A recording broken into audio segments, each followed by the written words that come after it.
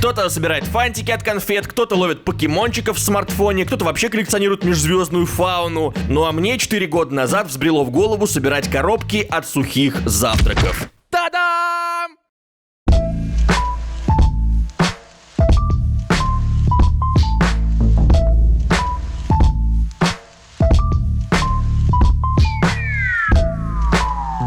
Это видос в стиле старого доброго сундучары, который занимается какой-то никому не интересной херней. Сейчас в моей коллекции уже более сотни коробок, и, наверное, со стороны это выглядит как какое-то психологическое отклонение, патологическое накопительство или синдром Плюшкина, но дайте я хотя бы попробую объяснить, в чем лично для меня прикол такого собирательства. Во-первых, это красиво. Я складирую в основном только коробки с яркими мультяшными маскотами, которые доставляют эстетическое удовольствие. В основном.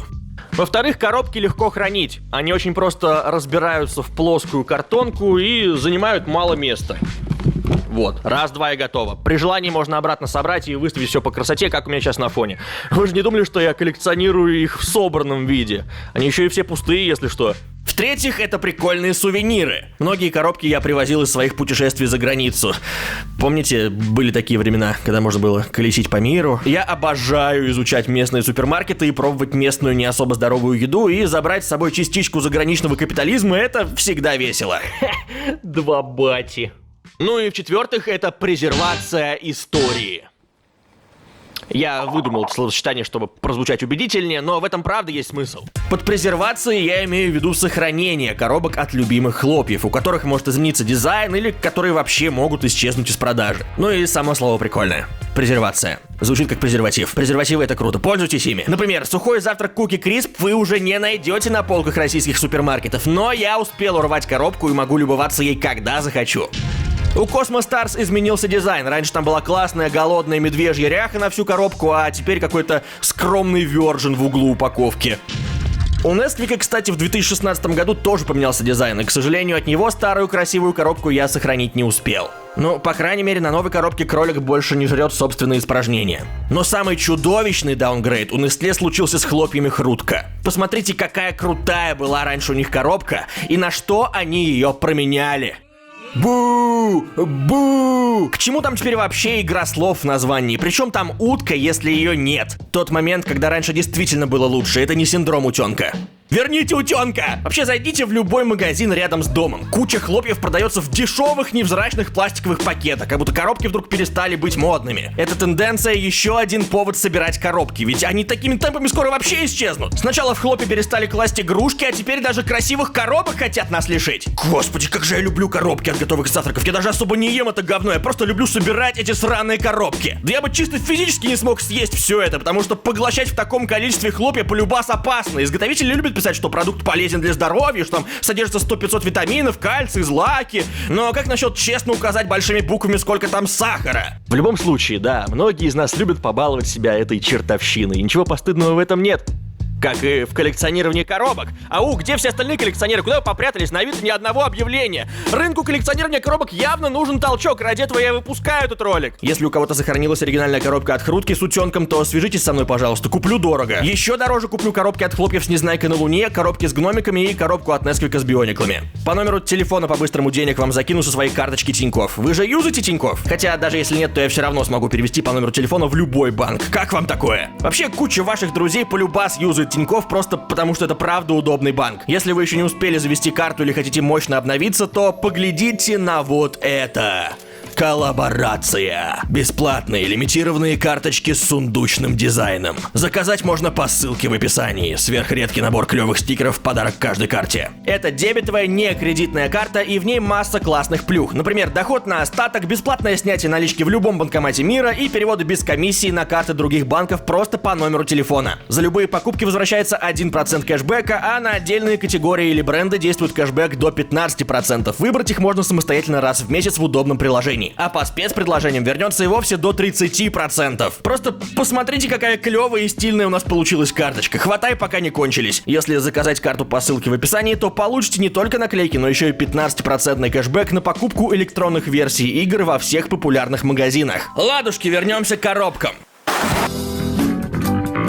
Самые топовые дизайны среди российских брендов сейчас у Кросби, которые, очевидно, пытаются косить под забугорный Kellogg's, даже своим логотипом. Но по факту это отечественная компания «Русский снэк», хоть их продукция и выглядит как American Закусон. Медовые звездочки Honey Stars. Сначала на коробке красовался инопланетянин, но, по всей видимости, его вид истребили дикие космические пчелы. Космическая тема, звездочки и мед — это явный закос под Cosmo Stars, причем даже название, по сути, скопировано, так как за рубежом Cosmo Stars называется именно Honey Stars. В природе обычно медведи подворовывают у пчел, но тут пчелы обчистили медвежью космоберлогу. Хотя медведи у Кросби тоже есть. Шоколадные медвежата Дэнни и мои любимые подушечки Вкусти-хрусти. Однажды я съел целую коробку за один день, потому что было очень вкусно, но потом сильно пожалел об этом. Возможно, стоит попробовать разбавлять готовые завтраки не в молоке, а в смекте. А то получается сначала вкусти, а потом грусти. Еще у Кросби есть прикольные хлопья в форме дельфинчиков, крокодильчиков и, конечно же, заячьи шарики. Вот тут не стоило брать пример с Несвика. К сожалению, мы уже знаем, как выглядит заячий помет. Иногда коробки Кросби получаются даже слишком похожими на Kellogg's. Например, ранний дизайн Unicorn Rings был практически один в один слизан с просто Unicorn. Единорожка вообще была та же самая. Сейчас поменяли и персонажи, и вкусы, и даже название. Продукт теперь называется Uni Rings. Связано это, скорее всего, именно с тем, что Kellogg's запустила на российский рынок свою оригинальную лошадку, которая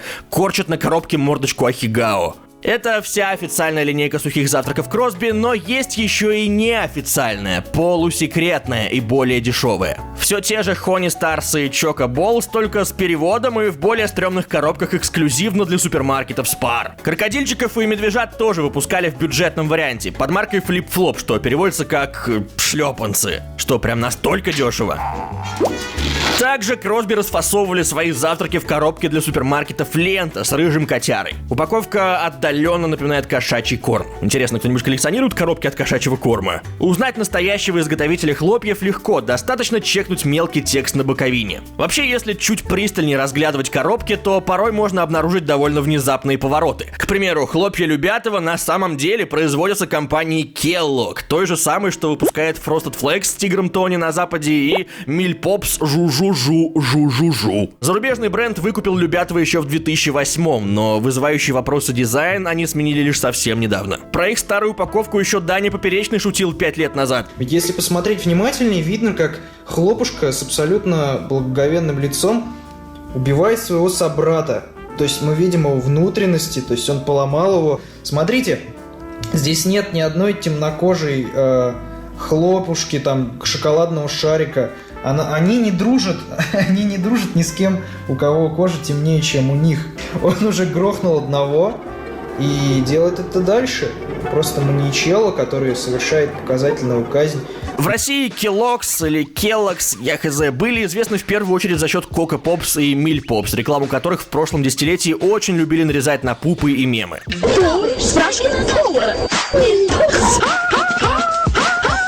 В 2020-м я находил в продаже только импортные версии с коробками полностью на английском языке и завышенной ценой. Видимо, их российское производство прекращено. Что довольно странно, ведь Миль Попс, благодаря заедающей песне из рекламы, отложился в голове у целого поколения. Про хлопья, которые выпускают в России, больше особо добавить нечего. Коробки от прочих производителей выглядят не особо примечательно, не считая хрустмайликов, конечно, потому что, тут как будто взяли и перерисовали мем. Стоило еще надпись с картинки сохранить, только пару букв переставить, и было бы вообще идеально. Еще хочется отдельно упомянуть шоколадный завтрак True Breakfast. Он прям завораживает своей суровостью. Коробка из толстенного сверхплотного картона. Белковые шарики с сахарозаменителем. Рекомендуется размешивать в обычной воде. Продается только в магазинчиках спортпитания. Навернул с утра и в качалку.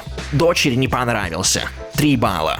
Среди коробок, которые набралось путешествий, к сожалению, совсем мало странной дичи. Дизайны в основном приятные, но, глядя на все эти упаковки и анализируя их, я пришел к неутешительному выводу, что в сфере рекламных персонажей для готовых завтраков царит настоящий сексизм. Может прозвучать как абсурд, но среди всего разнообразия маскотов женских персонажей можно по пальцам пересчитать, типа единорожка и сборщица урожая. Все.